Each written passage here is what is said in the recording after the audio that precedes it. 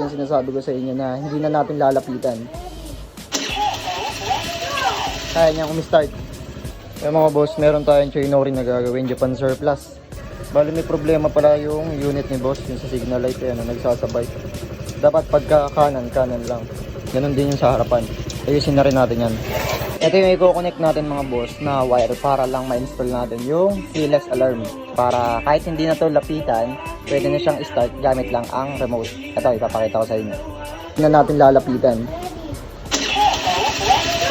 Kaya niyang umistart gamit lang ang remote. Ito yung original, wala siyang susi. At pwede rin natin patayin gamit din ang remote. Okay, okay na po. Sa mga magpapa-install, PM lang po.